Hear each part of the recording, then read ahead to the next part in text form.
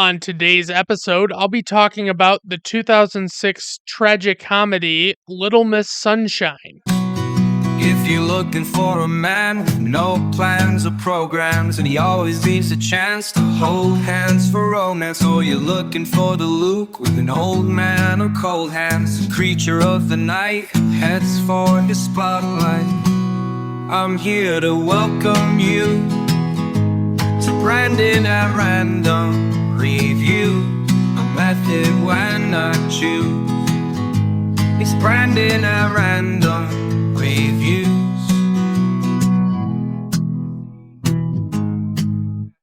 All right, everyone, welcome to Brandon at Random Reviews, covering one unsystematically chosen topic at a time. If you like listening to a guy recap and review movies in weekly episodes, then look no further. To keep up with the newest content, you can find Brandon at Random Reviews on most major video and audio platforms, as well as all popular social media sites. If you enjoy this, please like and subscribe. I use content engagement as batteries in my Discman when I'm practicing the talent portion of my beauty pageants. Alright, as I mentioned, our movie today is Little Miss Sunshine, released on August 18th, 2006. Runtime 101 minutes. This movie is rated R by the Motion Picture Association of America. Budget $8 million. Directed by Jonathan Dayton and Valerie Ferris, the rare director duo. They also made a movie called Ruby Sparks, which I've never seen. Kind of sounds like a porn star name, but I'm going to let that go. Battle of the Sexes, which is a movie with Steve Carell and Emma Stone, and it's about men and women, professional tennis players, I guess we'll call them. They've also done a bunch of documentaries and music videos. Music videos is where they really made a name for themselves.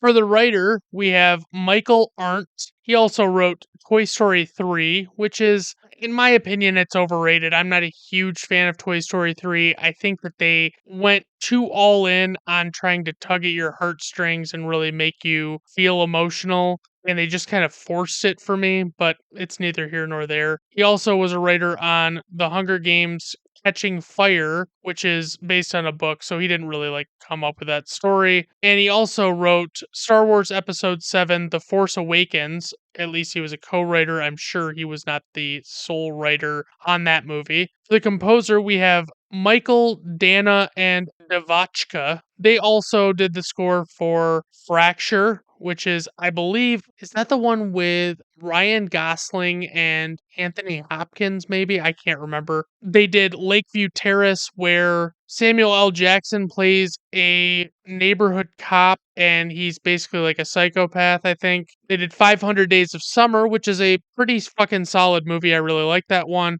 And Going the Distance, which I was not a huge fan of, because I'm not big on Justin Long. I don't mind him. I just don't want him to be the star of a movie. It is what it is. For the cast, we have Abigail Breslin, who plays Olive, and she was in the movie Signs, which is an M. Night Shyamalan movie. I actually really like Signs, despite all of its flaws. She was in Definitely Maybe with Ryan Reynolds, and that one was okay. I found it very forgettable, I guess I'll say. And she was in Zombieland. I think she was in the second Zombieland as well, but that's the one where the zombie apocalypse has happened, and it's a comedy. Jesse Eisenberg is the lead, and he meets up with a couple of other people, including Woody Harrelson and Emma Stone. I believe Emma Stone plays her sister in that movie. Greg Kinnear plays Richard. He was in You've Got Mail. Pretty solid little romantic movie with Tom Hanks and Meg Ryan. As Good as It Gets is the one with Jack Nicholson and Helen Hunt, where I believe Jack Nicholson, if I'm not mistaken, was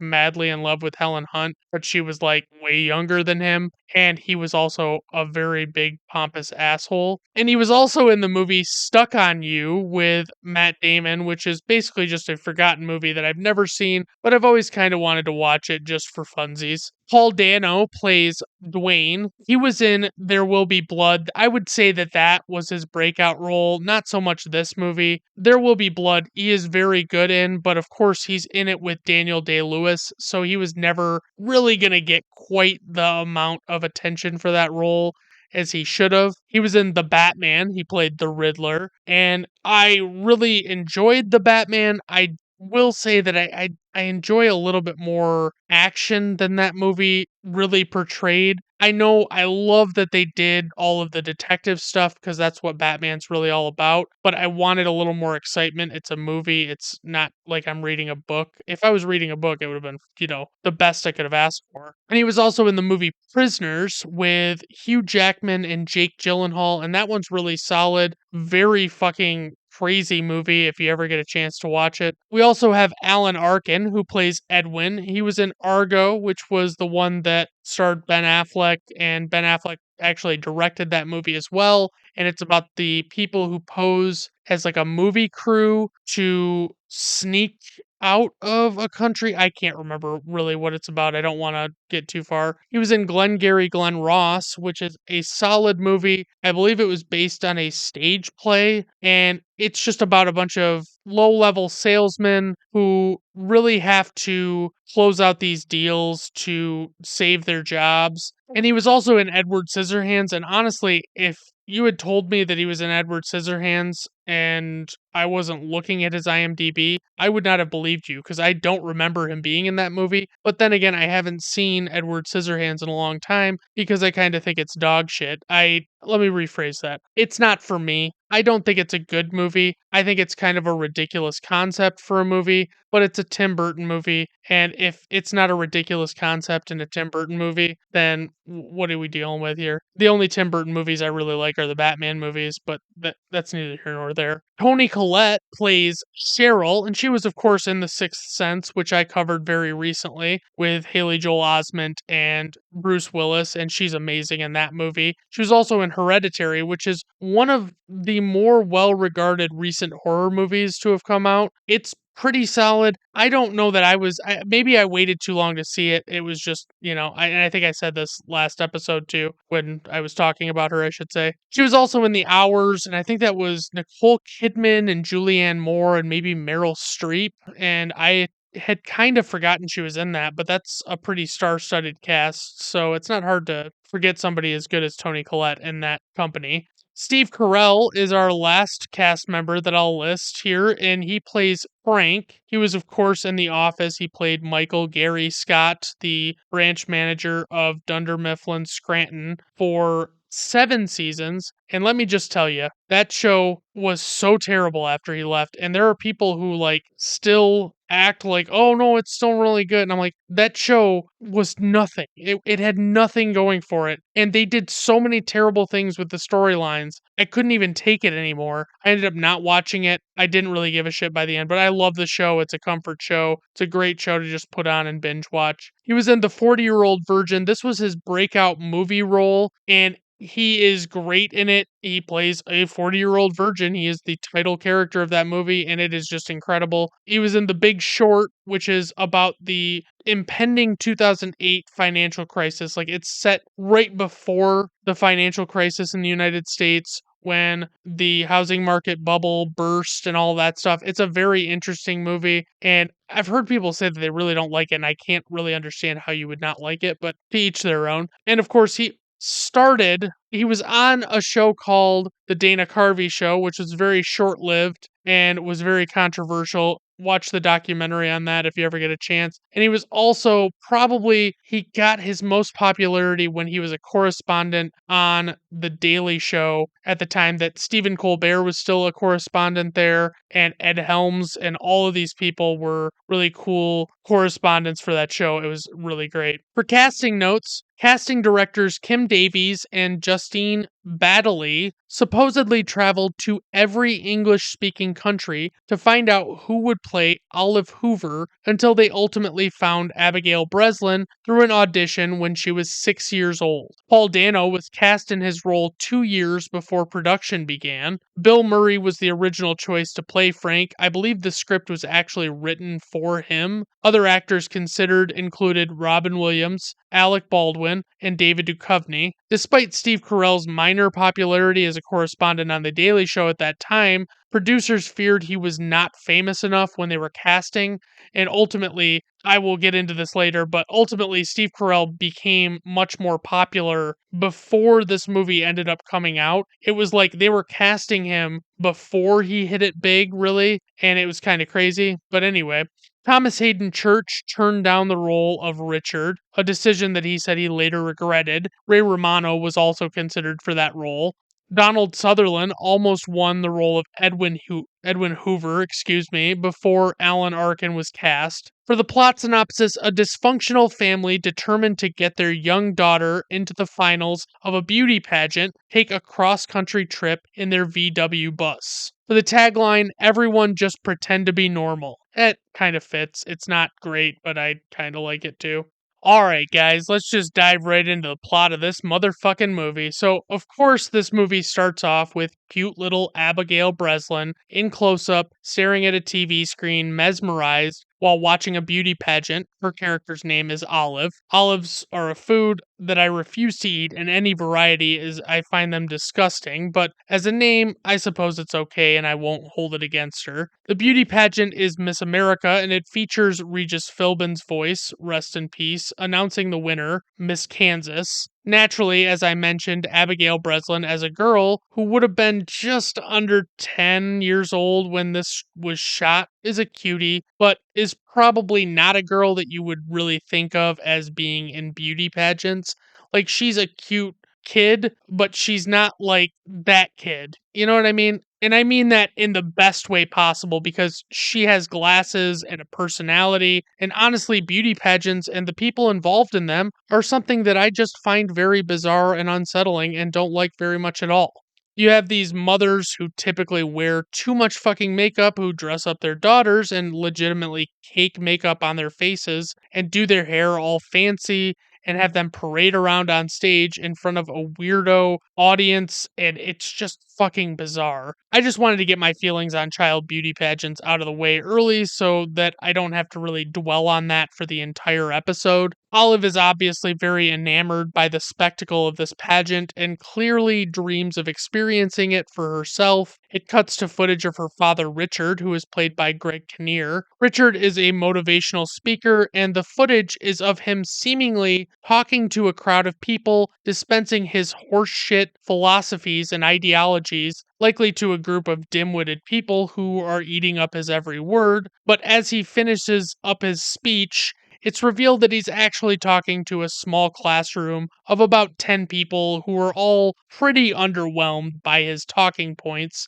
Richard seems to be delusionally cheerful after having finished talking, but you can tell he's hiding the fact that he probably does realize it didn't go super well. It then cuts to Dwayne, played by Paul Dano, who is lifting weights on a bench press and doing a series of other non-weight training exercises like jumping rope, doing sit-ups, push-ups, and chin-ups on a bar in the doorway of his bedroom. The entire shtick of Dwayne's character is that he is psychotically obsessed with joining the Air Force when he turns 18. He crosses out another day on his calendar, counting down to the moment when he is old enough to join. It then cuts to an older man named Edwin, who is played by Alan Arkin, and he's locking a door, and when it eventually shows his face, he's rolling up a US currency note of some sort and ripping a fat rail of white lightning off a small rectangular mirror. That's cocaine for you cool people that don't use dumb terms for these things.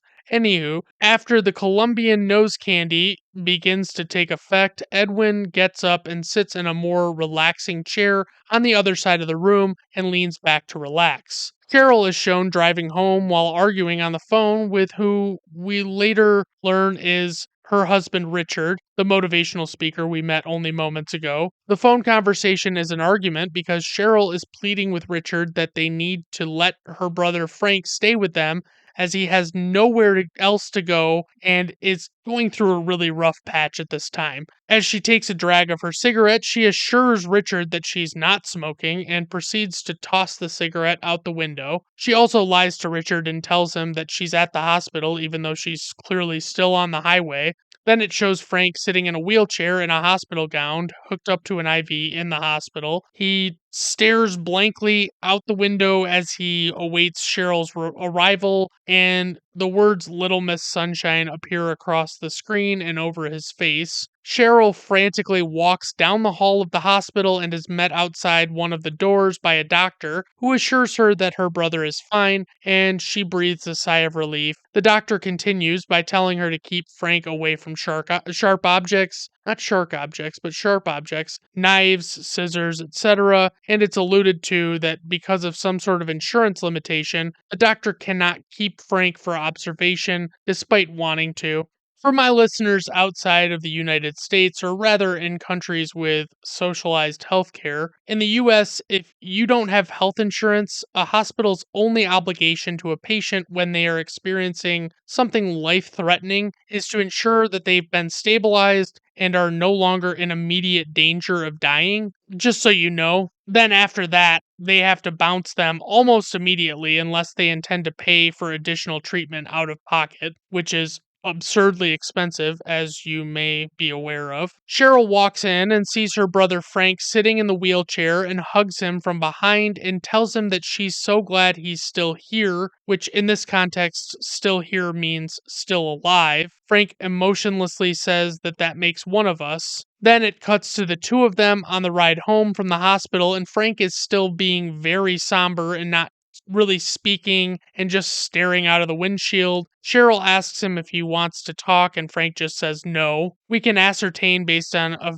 few things that Frank has said that he probably attempted to take his own life unsuccessfully, but we're yet unaware of the reason that he might have done this. Cheryl brings Frank's things into the house and he slowly walks in behind her. She takes him to her son Dwayne's room, who we saw working out earlier. Because of the doctor's orders, she's not allowing Frank to sleep alone in hopes of preventing him from harming himself again. Dwayne silently turns to the door when Cheryl opens it and silently looks at her and Frank before standing up and walking out of the door without verbally acknowledging either of them. Cheryl insists to Frank as she lets him get settled in that he must leave the door open, and then she kisses him on the forehead and walks away and begins getting ready for dinner. She tells Dwayne to get the bucket of chicken from the car, but he basically ignores her and continues reading his book. And she calls to her daughter Olive and asks her if her grandpa is with her. Olive confirms that her grandpa Edwin is with her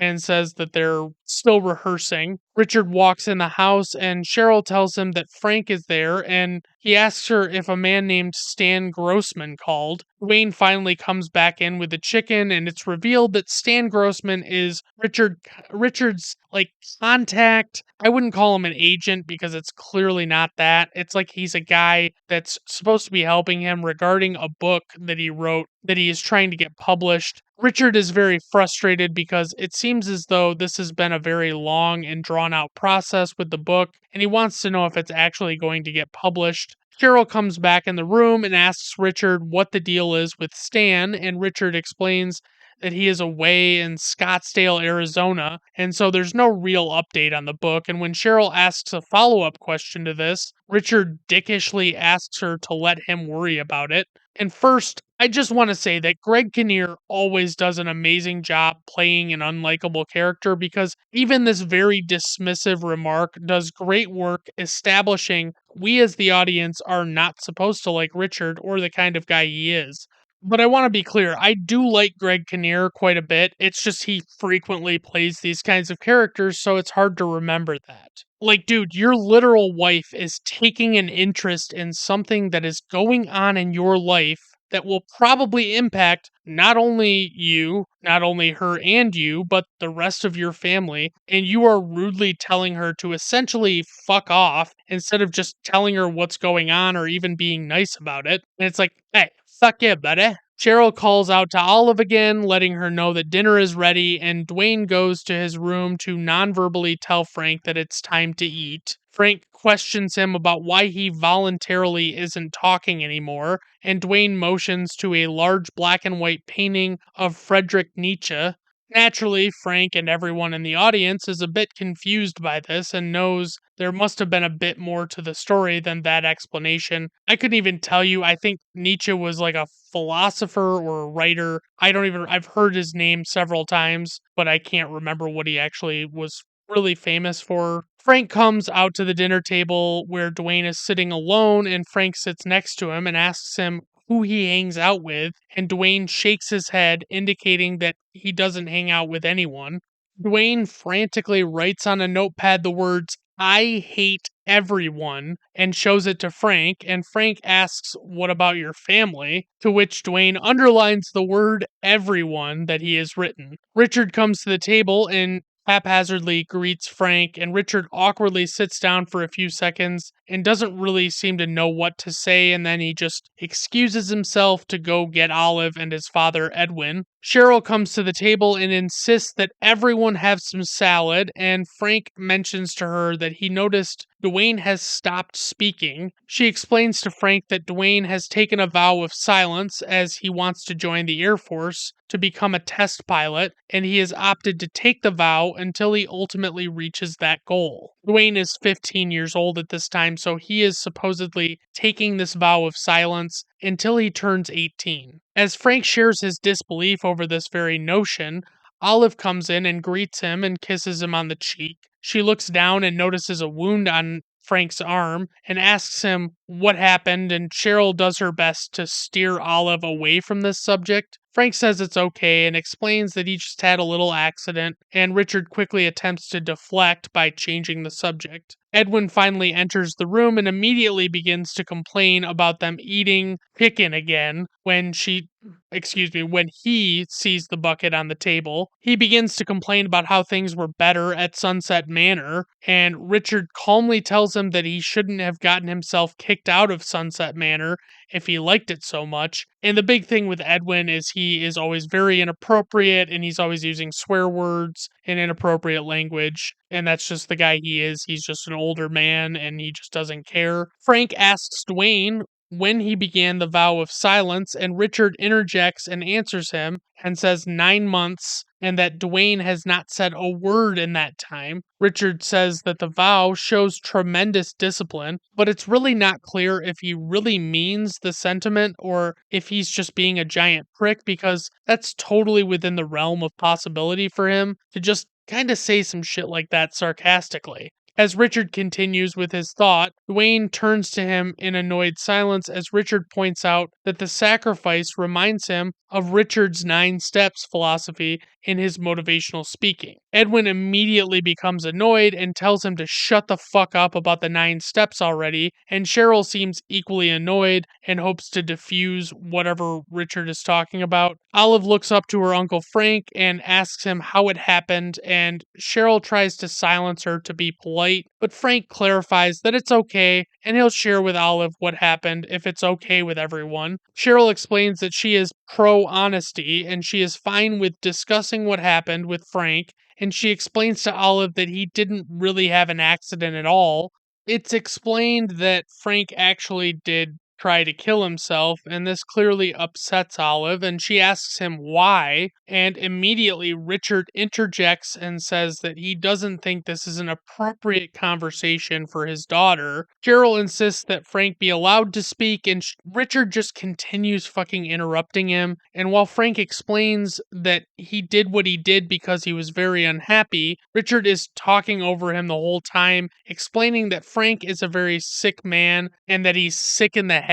Cheryl frustratedly criticizes Richard's comments, and he reiterates that he doesn't think the conversation is appropriate for a 7-year-old. But Cheryl says that Olive will find out what happened eventually, and this frustrates Richard. And I think, honestly, this should be something that you could just tactfully talk about with a child this age without shattering their innocence or some shit. Cheryl encourages Frank to continue on with what he was saying, and he explains to Olive that the main reason he tried to kill himself was because he loved someone that didn't love him back. Frank explains that he fell in love with one of his grad students named Josh, so it's also revealed that Frank is gay. Olive looks up with surprise at Frank and clarifies that he fell in love with a boy, and she says that that's silly. And Frank responds by saying that it is indeed silly, and Edwin makes a comment that there is also another word for it, jokingly. But Frank goes on to explain that the rejection alone was not what caused his suicide attempt, but rather it was the fact that the guy he loved ended up with another man who happened to be a competing Proust scholar named Larry Sugarman. This other man was the number 2 scholar in the country, and Richard dickishly asks Frank who number 1 was, and Frank says that he's number 1. But he goes on to say that it wasn't even this that caused his incident. It was actually the things he said and did in response to everything that caused him to lose his job.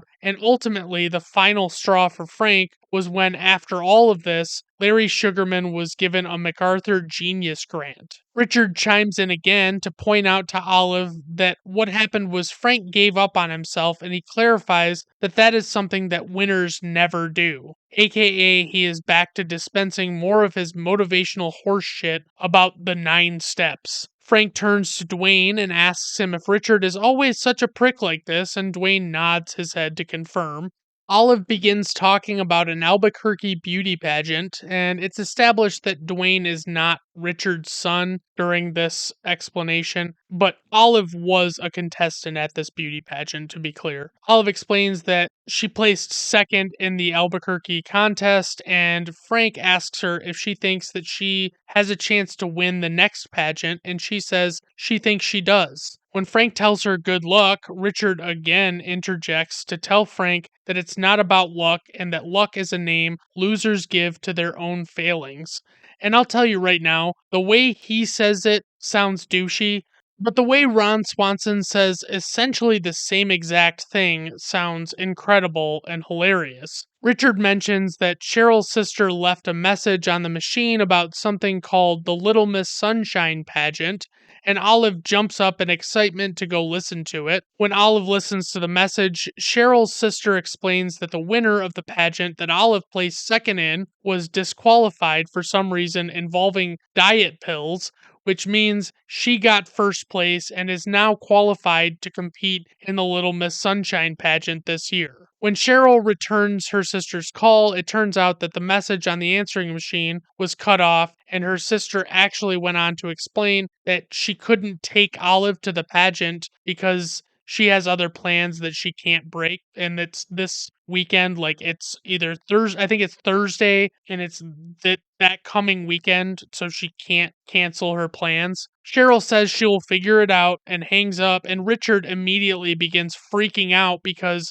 the cost of flying there and getting a hotel and renting a car over the weekend would be dipping into savings that they've had set aside while Richard isn't earning an income and waiting for his book deal. So it's revealed that Cheryl's income is really the only income that they have coming in. But Olive is clearly too excited already, and they can't possibly destroy her dream and not let her actually go to this. Cheryl can't drive because Edwin wants to come too because he's been coaching Olive, and their Mazda Miata only fits 2 people uncomfortably. By the way, having a Mazda Miata as a family of at least 4 is insane to me, but it is what it is, especially if you're not like really wealthy and you don't have the means to have more practical cars. Also, fucking Mazda Miata, are you shitting me? They have a Volkswagen bus, but Cheryl can't drive it because it's a stick shift. So Richard says that he'll have to come with them and drive, but then Cheryl points out that they can't leave Frank alone and it would be too much to have their 15-year-old son Dwayne keep an eye on him. So they decide that everyone will have to go with them on this trip.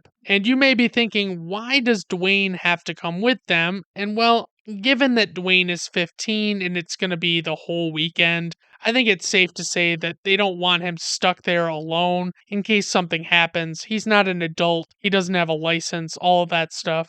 Dwayne writes on his notepad that all he is asked for them to do is to leave him alone, but they know that they can't leave him, so Cheryl sweetens the deal by offering to give him permission to go to flight school if he agrees to come along on the trip. Dwayne writes something on his notepad after him and his mother shake hands on the agreement, and It just says that he will not be having any fun on the trip. Next thing you know, everyone is in the Volkswagen bus riding down the road toward their destination on this trip. Edwin immediately makes a comment to Dwayne about how he is so tired that even if a woman offered to fuck him, he couldn't do it. And Richard tries to get him to cut down on his language because of Olive.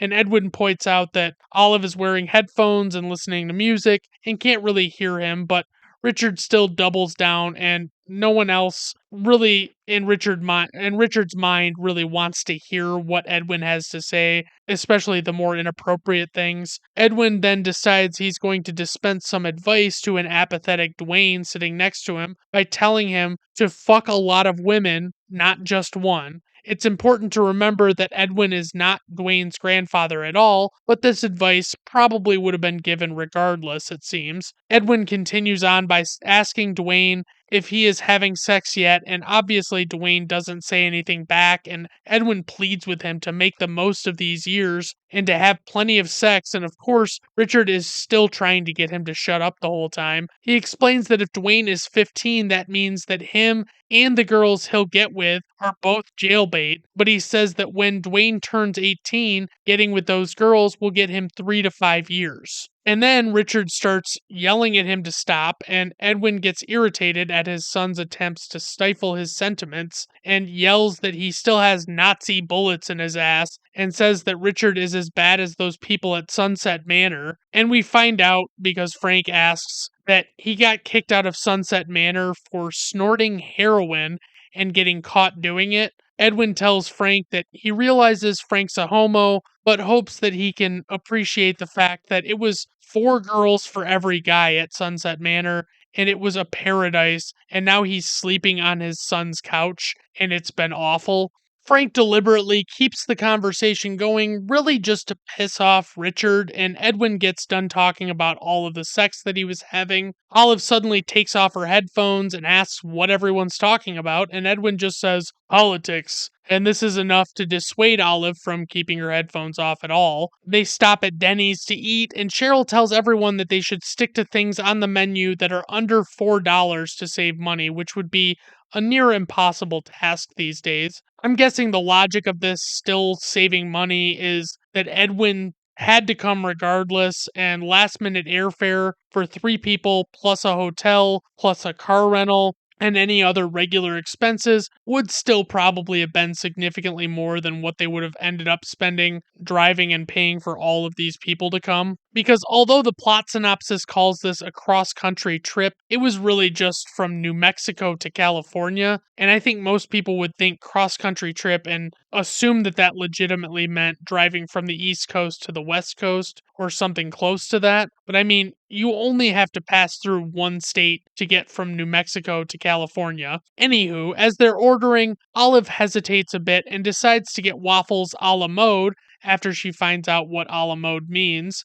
I always kind of wanted to start an ice cream parlor named Remember the a la mode. But in yet another classic Richard moment, when Olive is hesitating and says sorry to the waitress for doing so, he tells her that apologizing is a sign of weakness. Frank begins casually explaining the French meaning of the term a la mode, and Richard rudely tells him to shut up midway through the explanation. And I'm not paraphrasing. Richard actually says, shut up. Cheryl calls Richard out for the unpleasant remark, but she is nowhere near assertive enough about it because I'll be honest, and I don't usually try to sound like a Billy Badass about stuff, but if I had a spouse that talked to my sibling like this, I would not only divorce them on the spot, but I would also light them the fuck up for doing so before I could even get to the divorce part. And I like to think that my sister would probably do the same for me. Then, of course, Richard is determined to ensure that he leaves no redeeming qualities on the table by explaining to Olive that ice cream will make her fat if she eats too much of it. And this is written so well. This unlikable Richard character and his actions that it also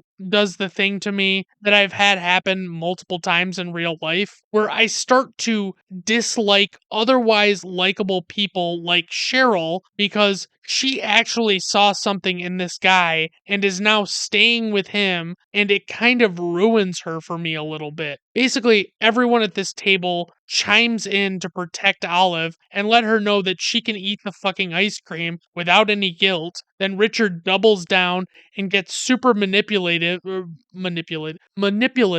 by asking Olive if Miss America contestants that she idolizes are skinny or fat. Then the waitress brings her waffles with the ice cream on them, and Olive succumbs to the guilt and asks everyone at the table if they would like her ice cream because she's not going to have any. And we get this hilarious bit where everyone else at the table, other than Richard, talks about how delicious the ice cream is to her and eats it deliberately in front of her. And then she almost immediately caves and shoos everyone away from her ice cream, and she begins eating it just so enthusiastically. And Cheryl silences Richard when he goes to chime in with more of his bullshit again. After breakfast, Richard attempts to reach Stan Grossman again, but he has to leave a message, and he's clearly getting stressed out about not knowing what the fuck's going on with his book. As everyone is leaving the Denny's, they talk about how far they have to drive, and Cheryl offers to take over driving from Richard, since her theory is she has to learn how to drive the stick shift anyway. But when she gets in and attempts to get started, she's having trouble shifting, and Richard is trying to coach her on what she needs to do, but she can't really get it, so he gets increasingly dickish with her, of course, and then they switch spots and he still can't get it, which validates and vindicates Cheryl's feelings. I had to teach myself how to drive a stick shift. I never had anybody there to help me and walk me through what I needed to do initially. I had to drive quite a long time before somebody was sitting in a car with me while I was driving stick shift that knew how to drive it and could give me pointers. I struggled so fucking bad, but I eventually learned and got pretty decent at driving one. But I think it's one of the more frustrating things to learn because you see people driving manual transmission vehicles in movies and it just seems so easy to do. But the reality is, it's hard even if you know technically what you need to do. And it's hard to find a good rhythm, and each vehicle has its caveats. So don't give up. Just be patient on that if you try and learn.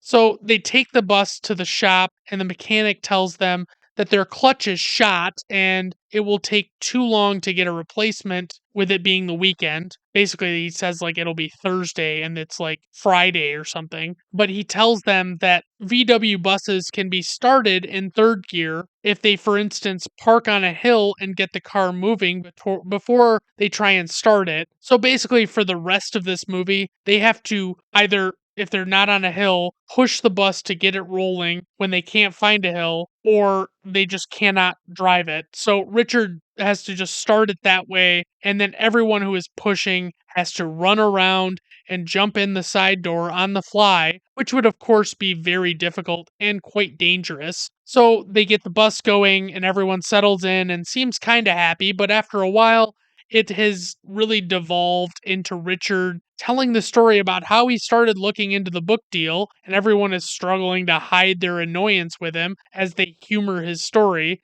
And I love it as Frank is sarcastically acting excited to hear Richard's boring ass story. Richard finally picks up on it and calls him out and says that he can detect his sarcasm. Then Richard proceeds to tell him how sarcasm is the refuge of losers and that that's one of the steps in his program. And Frank continues mocking him and asks him how much he owes him for that pearl of wisdom, but Richard jerkishly says that that's on the house. Cheryl finally tells them to stop as Richard gets a call from Stan Grossman on his cell phone, but he doesn't have service and he has to stop and call Stan back on a payphone. Richard excitedly asks Stan about how the pitch went for the book, and it's pretty clear Stan does not have good news for him. Cheryl goes into the bathroom at the gas station where they stopped as Olive practices her routine outside the bus, and Edwin asks Frank to go inside and buy him pornographic magazines. While Frank is inside picking out magazines from behind the counter, someone calls out his name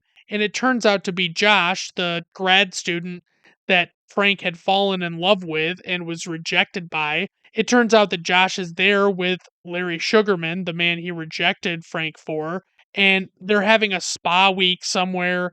And Josh is pretty clearly unaware of the effect that his and Larry's relationship has had on Frank. Like when he turns around and sees that it was Josh calling his name, his face just drops in sadness and disbelief, and he does everything to keep his composure in this moment. It's, of course, very uncomfortable, as Josh mentions that he heard Frank got fired, and Frank plays it off like he just really quit. But Josh notices the dirty magazines on the counter behind him that are being rung up for Frank and awkwardly ends the interaction and walks away. As Frank returns to the bus, we can see the end of Richard on the payphone getting shot down during his conversation where he's offering to stop in Scottsdale to see Stan Grossman, but Stan clearly declines this offer. Cheryl asks Richard how it went, but Richard is dismissive again. It turns out that Stan led Richard to believe that the book was a done deal, but apparently it actually wasn't, so they're in a pretty tight spot with this new information. It's very angry and tense in the bus as they go to take off, and suddenly Dwayne hands Frank a note that Frank reads aloud that says, "Where's Olive?" So they have to return back to the gas station without stopping and make Olive jump into the bus on the fly. Once they get going again, Edwin comes up to the front of the bus by Richard to tell him that he's proud of him because he did something that was risky and he did it on his own, and not a lot of people could have done it. And initially, Richard gives us just like a half-assed thank you to Edwin's comments, but it becomes a little more heartfelt after a bit, and he gives a more genuine thanks to Edwin. As the group makes the stop for the night at a motel, Richard and Cheryl get one motel, Dwayne and Frank get another, and Edwin and Oliver in the third. Richard and Cheryl begin arguing almost immediately after they close the door, and Dwayne and Frank can hear them through the wall, and Frank basically tries to turn the TV on so that they can't be heard, but Dwayne can still hear it, and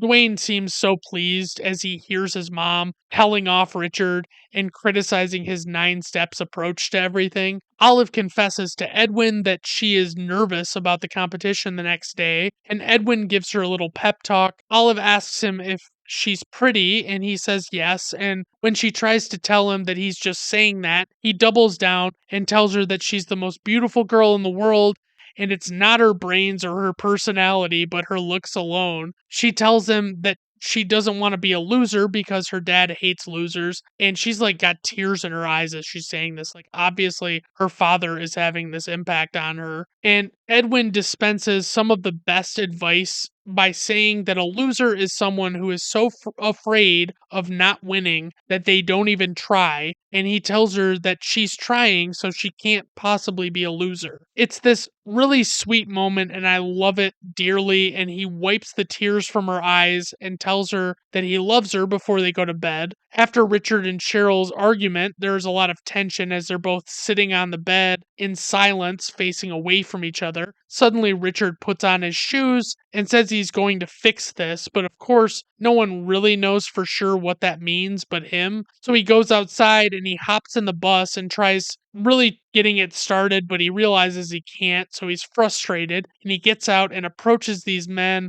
on small motorcycles and I think scooters too. He apparently borrows one of the motorcycles, and it shows him riding it off into the night and passing a sign that says Scottsdale 23 miles. So it's pretty clear that he's going to see Stan Grossman uninvited in the middle of the night, which can only go super well, of course. It cuts back to the motel where Frank is sitting on his bed. It shows Cheryl out smoking. Then it shows Edwin locking the bathroom door and preparing to do some drugs. Richard pulls up at Stan's hotel in Scottsdale and attempts to call him on the phone in the lobby, but he has to frustratedly leave a message. Then he calls him on his cell phone, and he can hear a cell phone ringing as he calls, and he follows the sound and rounds a corner to see Stan sitting there with some people, and he pulls out the ringing phone, looks at it, and puts it away without answering it. And it's very important to note that Bryan Cranston plays Stan, just so you can get the right image in your mind.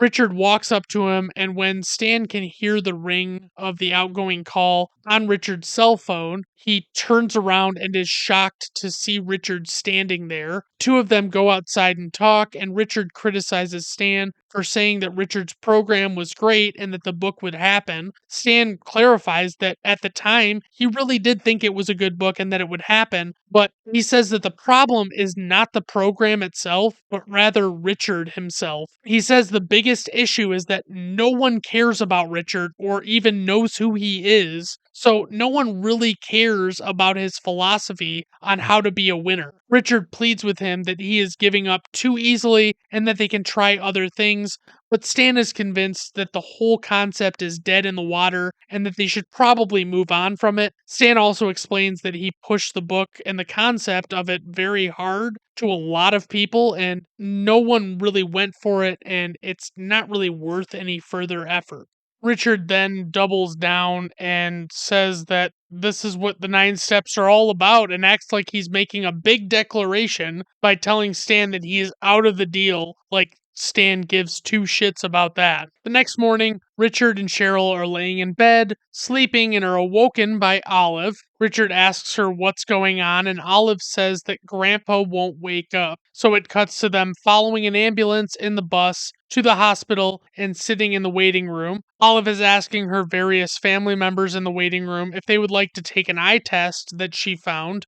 Cheryl tells her to put the tests away and gathers everyone for a family meeting and explains that the doctors are doing everything they can for Edwin, but she basically has to gear them up for his eventual passing. Then the doctor comes in and explains that Edwin did pass and it's likely that he went to sleep and just never woke up. The doctor explains that someone else will be in to discuss how they'll handle the remains. A woman comes in and introduces herself as their bereavement liaison and discusses how she can help them. When Richard explains that they have already made funeral arrangements in Albuquerque, the woman explains that they'll need a permit to transport the body across state lines. Richard explains that they're trying to get to Redondo in California by 3 p.m. that day, and she very clearly states that that is not likely to happen. Richard tries to convince her to allow them to leave Edwin's body there at the hospital so they can go to the pageant with the assurance that they'll return afterward to retrieve his body, but she does not go for this and gets very angry as she explains that he cannot abandon the body there, even if he's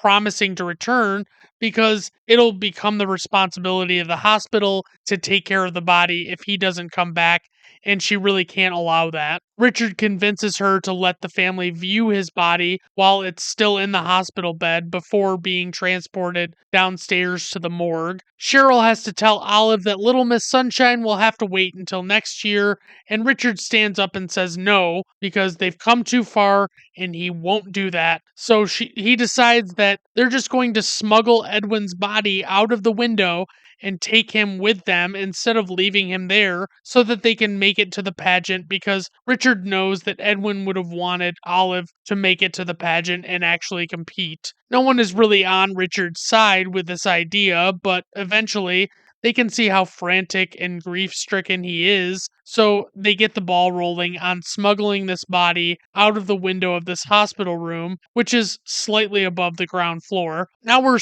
really suspending our disbelief a lot as they're successfully pulling off this operation, and somehow no one is around to see it happen, either outside or inside, during what I would assume would be like busy hours for this hospital. Cheryl, Frank, and Dwayne carry the body out to the bus and stuff it in the back, and then they get the bus going and hop in. And it's been established that they were about 2 hours away from the pageant when they were at the hospital. As they get on the road, Olive is clearly conflicted and worried about what might happen. And although he seems conflicted and probably doubtful about the existence of heaven, she interjects and says that she thinks there is one, and Frank asks her if she thinks that he'll get into heaven, and she says yes. Oh my god, this VW bus probably gets the abso-fucking-loop worst gas mileage of all time, by the way. Suddenly, the calm ride is interrupted by another vehicle cutting off Richard, and when he goes to honk at them, the horn continues honking and he can't get it to turn off, and almost immediately they get pulled over by this motorcycle cop who is played by Dean Norris of Breaking Bad fame. The officer asks Richard to get out of the vehicle, and in Richard's panic, he thinks the officer is going for the rear where Edwin's body is, and he tells the officer not to go in there. Then, of course, the officer believes something is up and informs Richard that he now has given him probable cause to search his trunk. Richard repeatedly says to the officer that it's not illegal. He just like is muttering it, and it's like not really clear what he's talking about in the officer's eyes, I should say. But as the officer opens the hatchback, the dirty magazines that Edwin had just fall from on top of his body and onto the ground below. And the officer looks down at them and asks Richard to come back there as he picks up the magazines and looks at them and tells Richard that he loves that kind of thing and that Richard is not in trouble for something like that. Like, this cop just thought Richard's behavior was a result of embarrassment over liking nudie magazines. Richard then pretends like he is some kind of weird closet degenerate behind his family's back to garner favor with this officer. The officer takes the magazines, with the exception of Frank's gay pornography, and sends Richard on his way. Once they get going, Olive is doing her eye exams that she found in the hospital lobby. She announces to Cheryl that Dwayne has 20/20 vision and says she's going to test him to see if he's colorblind. She shows him a circle that is largely orangish red in color with a green A in the middle of it, but he can't seem to see the letter at all. Frank interjects and confirms that Dwayne can't see the letter. Then Frank breaks the news that if you're colorblind, you can't fly jets. And I actually confirmed this with Google that it is indeed an immediate disqualifier for people attempting to get into this line of work to work with the Air Force, because basically it's due to needing to be able to differentiate different indicator lights in the cockpit, among other things. Dwayne promptly begins to freak the fuck out and punch the walls and seats of the bus as he realizes that his dream is dashed. Then Dwayne gets very emotional as everyone begins yelling at Richard to pull the vehicle to the side of the road, and as they come to a stop, Dwayne runs out of the bus and breaks his silence by screaming the fuck word and getting down on his knees and pounding the earth beneath him in frustration. Cheryl asks what's going on, and Frank explains that Dwayne is colorblind and that he won't be able to fly planes. She goes down and stands next to him and tells him that she's sorry, but almost immediately changes gears to try and get him to hit the road again, basically. But Dwayne says that he's not going, and Cheryl says to him that better or worse, they're his family, and Dwayne says that he doesn't want them. Dwayne proceeds to point out that Cheryl is divorced, Richard's bankrupt, and Frank attempted suicide, and he calls them all losers. He tearfully pleads with his mother to just leave him there and not make him get back on that bus. Cheryl comes back to the other three and says that she really doesn't know what to do, but she knows there isn't much time because they can't be late to the pageant because they're very strict about that kind of thing there. Richard asks Olive if she would like to try and talk to Dwayne, and despite Cheryl's protest, Olive immediately makes her way toward her brother. She just wordlessly saunters down the hill where her brother is sitting and crouches next to him and puts her arm around him for a few seconds, and Dwayne just says, "Okay, let's go." The two of them go back up to the bus where the other three are standing, and Dwayne apologizes to them for what he said when he was upset and says that he didn't mean it. They quickly get back on the road and make their way to the Redondo Suites where the pageant is being held, but they realize that they took the wrong exit, and Richard has to cut into a parking lot and refuses to stop for any reason so that the bus can keep going, and they're forced to use unauthorized means to cut between the parking lot and make their way to their destination. Like, basically, they just have to jump a whole bunch of curbs and stuff. Frank rushes inside to register Olive, but when he gets to the table, he's met with resistance by the woman behind the table because they're a few minutes late. And the woman is played by the one and only Beth Grant for the second movie in a row. She plays an unlikable psychopath who is completely unreasonable and says that to allow them to sign up would be giving them an unfair advantage over the people who showed up on time.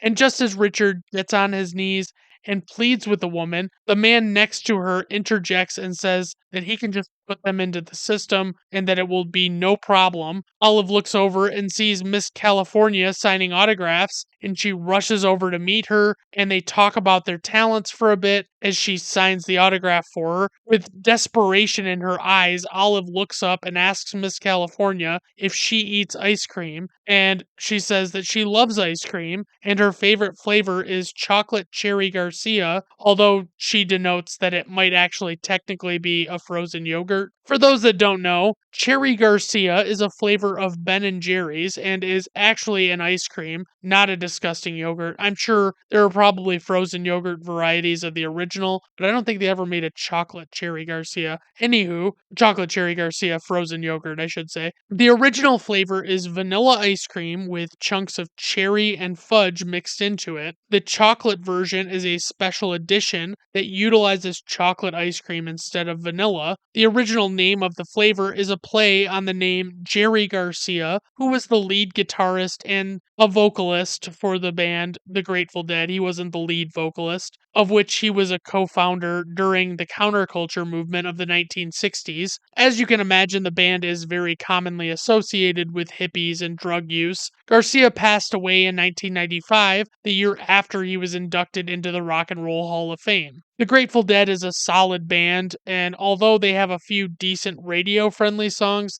they're one of those bands that is much better if you listen to their full albums and not just one song at a time. My favorite album of theirs is American Beauty, and that album is referenced heavily in an episode of the cult classic dramedy TV show Freaks and Geeks that I also love, which ran for a single season from 1999 to 2000. The show featured many then unknown and now famous actors and actresses, including Seth Rogen and James Franco. But I digress. We will now resume our regularly scheduled movie recap. Olive is relieved to know that even beautiful adult pageant contestants eat ice cream, and that, as always, Richard was just being a fucking prick. Cheryl takes Olive to a back room where the contestants are prepping for the show, and we see the creepy, seedy underbelly of what I mentioned earlier about how insane the culture of these child beauty pageants is, as we see little girls getting spray tans and getting made up a ton. Frank and Dwayne are sitting in the hall of the hotel, and the two of them are clearly bored as Frank is looking through a newspaper and notices an ad for Larry Sugarman. Dwayne notices some contestants run by in their little overdone dresses and says to Frank that they should just get out of there. The man who registered them comes up to Olive and asks for her music that she'll be dancing to, and when she gives him the CD from her Discman, he looks at it confused and asks her if she chose the music, and she just says that her grandpa chose the music. Richard gets in touch with a funeral home who comes to retrieve Edwin's body from the back of the bus, and Richard looks very somber as they drive away. And I will say, this movie is asking an awful lot of its audience to just suddenly feel bad for this man who has arguably been the biggest piece of shit he could possibly be leading up to certain events in this story. It's like, I feel a little bad for him, but all of the bad things I think of him outweigh that still because he's been so aggressive. Richard returns to the hotel and sits down in the crowd as the pageant is about to begin, and the host, who comes out to announce the start of the pageant, has my vote for the world's creepiest man ever. Like, you know that dumb bit that some people do where they're talking about somebody they like, especially politicians, and they like to make that comment that the person in question is someone they'd really like to have a beer with? Well, this host is the absolute polar opposite of that for me. If I were forced to interact with this guy for any period of time, I would so urgently be trying to find a way out of the interaction that I wouldn't even attempt to be polite to escape. The show begins, and these very young girls are in these creepy, skimpy outfits, strutting around on stage. And when I'm taking notes for these movies that I'm doing episodes on,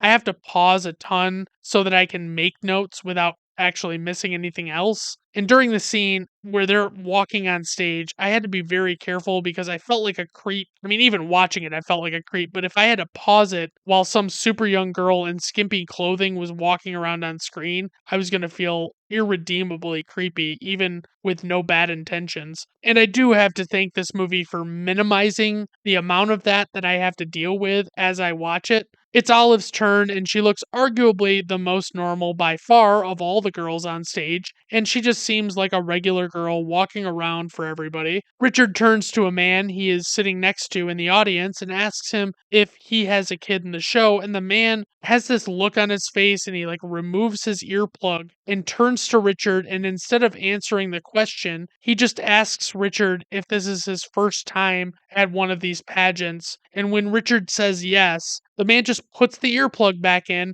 and returns to watching the show. And sure, that guy is a douche, but if Richard wasn't such a knob himself, he would have probably known just by looking at this guy that he was not a guy that you want to turn and make small talk with. I mean, mostly because he's sitting in the crowd at a child beauty pageant. This creepy fucking host is singing the most unsettling version of America the Beautiful and personally walking up and getting close to these contestants' faces as he sings, and it's so creepy. It cuts to Frank and Dwayne at the end of a pier looking out over the ocean and talking. Dwayne says that he wishes he could just sleep until he turns 18 and skip all of these terrible years and not deal with all of the high school stuff. Frank turns to him and explains that Proust, the acclaimed writer that he has taught about for years, was actually a complete loser and never even had a real job, despite being so well regarded for his literature. He explains that Proust had a revelation later in his life before he passed, where he realized that all of the years he hated that he suffered through was when he was younger were the best years of his life because they made him who he was. Frank goes on to explain to Dwayne that if he sleeps until he turns 18, he is going to miss on a lot of prime suffering years while he's high school age. Then Dwayne's response is to say fuck beauty contests because life is just one beauty contest after another. He says people go to school, then college, then start a job, and it's just terrible. And he says fuck the Air Force Academy because if he wants to fly, he'll figure out a way. Frank tells him he's glad he started talking again, and then jokingly says that Dwayne's not as stupid as he looks. Dwayne just smiles and says no when Frank asks him if he wants to go back to the hotel, even though he kind of knows they're going to have to go back. It cuts back to the pageant, and the talent portion of the competition is beginning. There's no nice way to say this, but it turns out that even for children, these contestants are pretty lacking in talent. They're mostly just singing or dancing, and they're all pretty terrible at their chosen performance. Frank and Dwayne return to the show, and Frank heads for the audience as Dwayne makes his way backstage. Richard comes back to wish Olive good luck, but then he pulls Cheryl aside and tells her he doesn't want Olive to do this. As Dwayne makes his way backstage, multiple people ask him if he's supposed to be back there, and he essentially tells them to fuck off and just wants to know where he can find his sister. Then he walks up to Richard and Cheryl and also tells Cheryl that he doesn't want Olive doing this either, without even knowing that that's what Richard was just saying to her. Dwayne pleads with her that this is a terrible environment and that he doesn't want all of these people judging Olive and making her feel bad about herself for being who she is. But Cheryl shoos the two of them away and tells them that it's too late, but Dwayne says it's not too late and pleads with her to be the protective mother that she needs to be and not let them make fun of her daughter. And he explains that Olive is not a beauty queen, despite clearly not meaning that's a bad thing. It seems implied that Olive can actually possibly hear at least some of this conversation,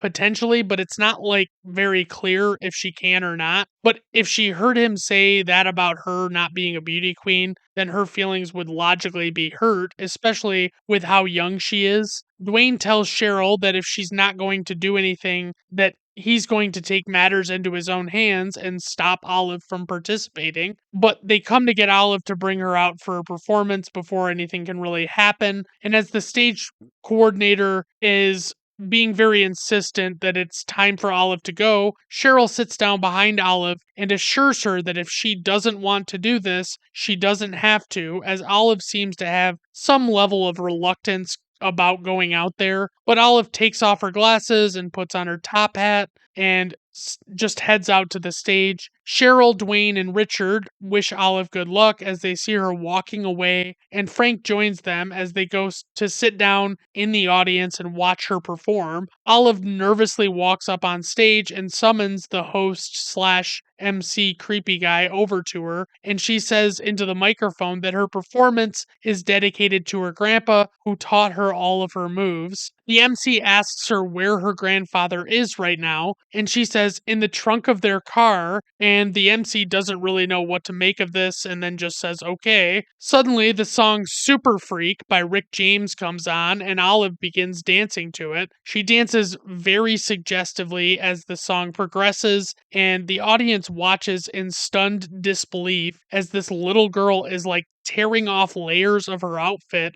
like some kind of showgirl. It's clearly making everyone a little uncomfortable what Olive is doing on stage, as it is very over the top. But her family stands up and begins clapping along to the music and encouraging her as some crowd members boo her and say that she sucks. Beth Grant's character comes over to Richard and asks him what his daughter is doing on the stage, and Richard just says that she's kicking ass. Then she storms up to the MC, who she demands remove Olive from the stage. Olive scampers away from the MC, who is trying to grab her, and Richard rushes to the stage and tackles him and tells him to stay away from his daughter. Beth Grant tells Richard to remove his daughter, but Richard just begins dancing, and then Frank and Dwayne come up and join them and they dance as well. And Cheryl just watches happily and then laughs in the audience. And then she finally runs up and joins them. Onlookers are about half and half with their opinions of the performance.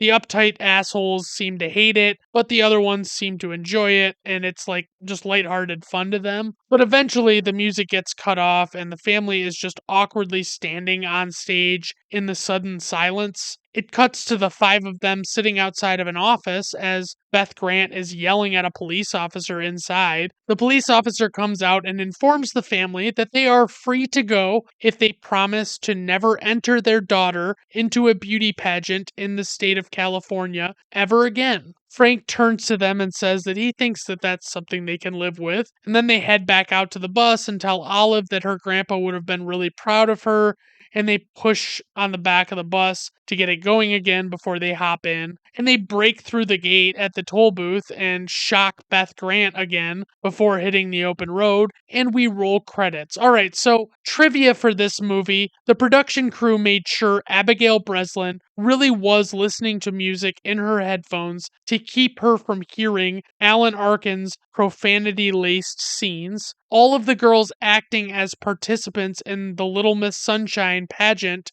except Abigail Breslin, were veterans of real beauty pageants. They wore the same costumes, including hair and makeup, and performed the same talent routines as they had in their real life pageants. Steve Carell, at the time he was cast for Little Miss Sunshine, was a relative unknown in Hollywood. According to an article in Entertainment Weekly, the producers of the film worried that he wasn't a big enough star and didn't have much acting experience. However, between the time the film was shot in the summer of 2005 and its release in the summer of 2006, Carell became a huge success as the star of the high grossing film The 40-Year-Old Virgin from 2005 in August of 2005, and the leading character of the popular NBC Emmy Award winning series The Office from 2000 that started in 2005, which premiered in March of that year. and for which Carell won a Golden Globe in 2006 for Best Lead Actor in a Comedy Television Series. In the span of just 1 year, Carell had become such a star that the producers had gone from protesting his casting to tapping him to do prominent promotion for the film. The quote unquote heroin that Grandpa snorts in the bathroom at the beginning of the movie is actually crushed up vitamin B tablets. The movie's story is inspired by an event from Michael Arndt, who is the writer's childhood, where his family drove 600 miles in a VW bus with a broken clutch. The movie took 5 years to make, mostly due to financial constraints. Michael Arndt had to quit his job as Matthew Broderick's assistant to write Little Miss Sunshine. I won't make any dickish comments about Matthew Broderick. I'm sure that was a very busy job to have. Though they are supposed to be mother and son, the difference of age between Toni Collette and Paul Dano is just 12 years. 5 identical Volkswagen Type 2s were used during filming. Michael Arndt, who wrote the Oscar-winning screenplay for Little Miss Sunshine, used the supporting character named Stan Grossman as a tribute to the movie Fargo from 1996, which was another Best Original Screenplay winner. Originally written as an East Coast road trip movie from Maryland to Florida, it was shifted to a journey from New Mexico to California due to shooting issues. Richard Hoover's 9-step refuse to lose program includes these steps. So number 9, refuse to lose. Number 8, reject rejection. Number 7, think big, act big, be big. Number 6, trust and be trusted. Number 5, good enough is never good enough. 4, say no to the negheads. Number 3, no hocus pocus, just focus. Number 2, aspiration, inspiration, perspiration. Number 1, giving up losing, finding a new address in a winner take all world. Wow. He never actually says any of those throughout the movie. He just references that like that's one of the 9 steps or something, and you don't really know what they are, but that's shocking. So on to info and ratings. Opening weekend for this movie, it only made $371,000. Worldwide gross $100.5 million. IMDb rating 7.8.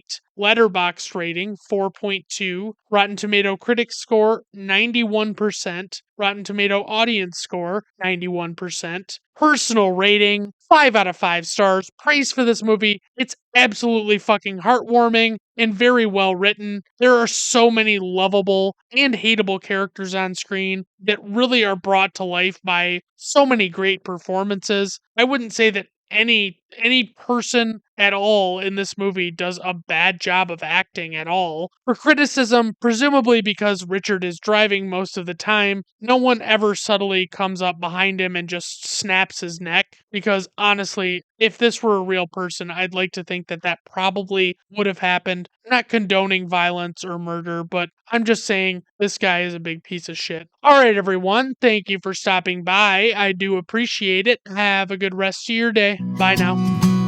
I'm here to welcome you to Brandon at Random Review, a method when I choose.